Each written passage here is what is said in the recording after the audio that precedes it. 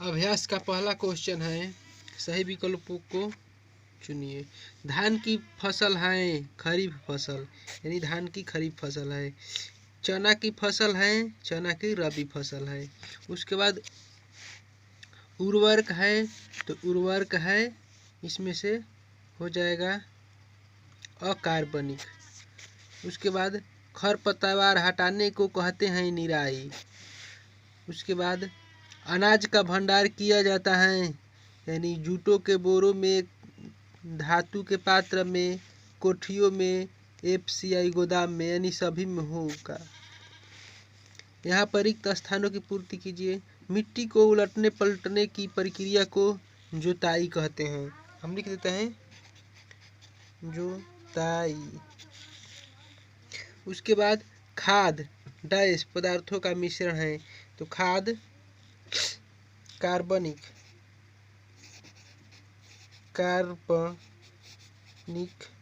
कार्बनिक पदार्थों का मिश्रण है। उसके बाद धान एवं गन्ना में अधिक सिंचाई की जरूरत होती है। अधिक केचुए को किसान का मित्र कहा जाता है, मित्र। उसके बाद फलदार पौधे को पानी देने का सबसे अच्छा तरीका ड्रिप तंत्र है। ड्रिप तंत्र।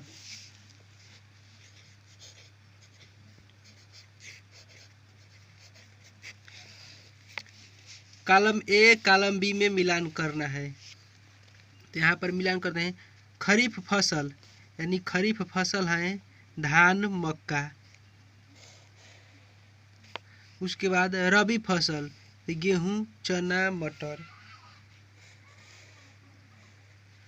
उसके बाद रासायनिक उर्वरक हैं, ये वाला। कार्बनिक खाद है गोबर मूत्र एवं पादप अवशेष। हार्वेस्टिंग मतलब कटाई का यंत्र हो गया। उसके बाद अगला क्वेश्चन है चौथा, तो हम इसे हल कर देते हैं। सिंचाई किसे कहते हैं, इसकी आवश्यकताएं क्यों होती हैं। चौथा का आंसर है फसलों को पानी देना सिंचाई कहलाता है। सिंचाई की आवश्यकता को इस प्रकार व्यक्त किया जा सकता है। पहला, बीजों के अंकुरण के लिए। दूसरा, पौधे की वृद्धि के लिए। तीसरा, पत्ती तथा टहनी में वृद्धि के लिए। चौथा, भोजन तैयार करने में। पांचवा, फूल तथा फल में वृद्धि के लिए। पांचवा क्वेश्चन आगे देखेंगे। चौथा का दूसरा है खाद एवं उर्वरक में क्या अंतर है, तो यहाँ पर खाद एवं उर्वरक में निम्नलिखित अंतर दिया गया है। खाद, यहाँ पर उर्वरक।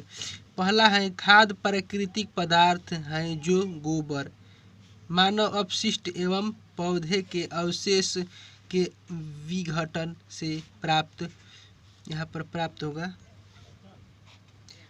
होता है। इसमें उर्वरक में पहला, उर्वरक एक अकार्बनिक लवण है। दूसरा, खाद गड्ढों में बनाई जाती है। इसमें उर्वरक का उत्पाद फैक्ट्रियों में होता है। तीसरा, खाद से मिट्टी को ह्यूमस प्रचुर मात्रा में प्राप्त होता है। तीसरा, उर्वरक से मिट्टी को ह्यूमस प्राप्त नहीं होता है। चौथा, इसका प्रयोग फसलों की बुआई रोपाई से पहले मिट्टी में मिलाकर ही किया जाता है। चौथा, फसलों की ज़रूरत के लिए हिसाब से कभी कभी प्रयोग किया जा सकता है। चौथा का तीसरा सवाल है जैविक खाद से क्या लाभ है। जैविक खाद से निम्नलिखित लाभ हैं। पहला, जैविक खाद से मिट्टी की जल सोखने की क्षमता बढ़ती है। दूसरा, इससे मिट्टी भुरभुरी और समृद्ध हो जाती है। तीसरा, इससे हवा का मिलना आसान होता है। चौथा, मित्र जीवाणुओं की वृद्धि होती है। पांचवा, मिट्टी के गठन में सुधार होता है।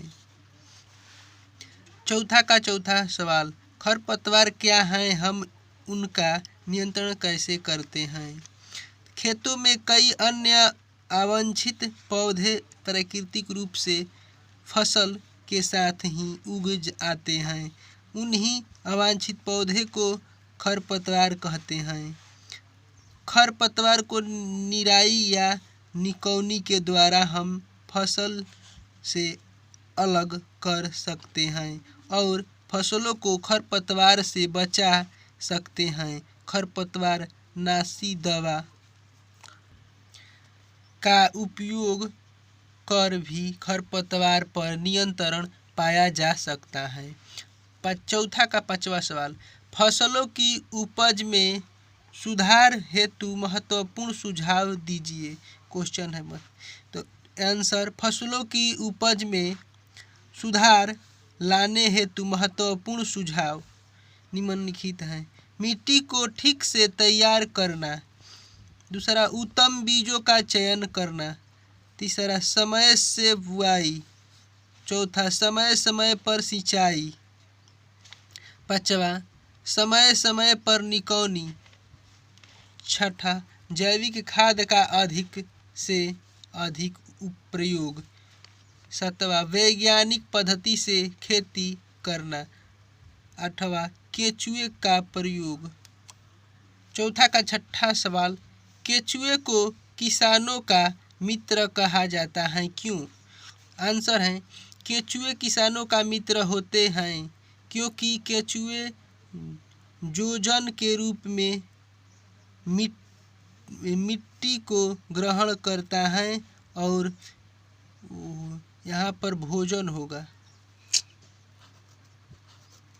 भोजन के रूप में मिट्टी को ग्रहण करता है और उसमें रासायनिक अधिकता को कम कर मल के रूप में बाहर निकाल देता है। भूभाग में निश्चित मात्रा में केचुए को डालकर उसके उर्वरा शक्ति को वापस लाया जा सकता है, जो बहुत कम लागत में उपलब्ध कराया जा सकता है।